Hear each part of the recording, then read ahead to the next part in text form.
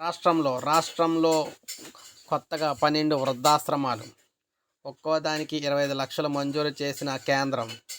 మీరు ఇక్కడ చూసుకోవచ్చు.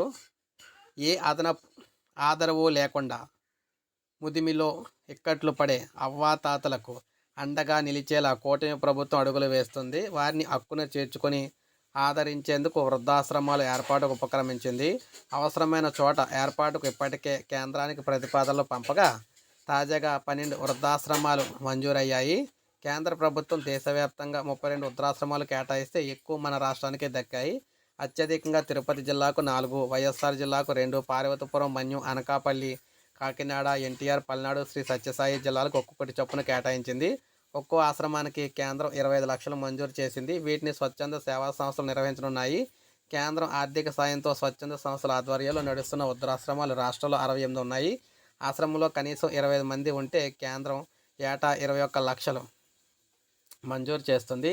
రాష్ట్ర ప్రభుత్వం ఆధ్వర్యంలో నడుస్తున్నవి చిత్తూరు, మచిలీపట్నంలో మాత్రమే ఉన్నాయి.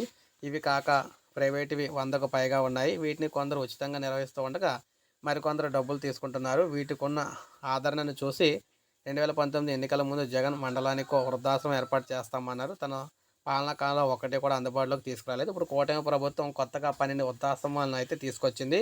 ఇప్పుడు మనం చెప్పుకున్న జిల్లాల్లో ఈ వృద్ధాశ్రమాలు అయితే వస్తున్నాయి. అయితే ఇందులో ఎవరైతే మరి ముసలి వాళ్ళు ఉన్నట్లయితే వారికి కేంద్ర ప్రభుత్వం డబ్బులు అయితే ప్రతి ఏటా కూడా ఇస్తుందండి అన్నమాట, 21 లక్షలు.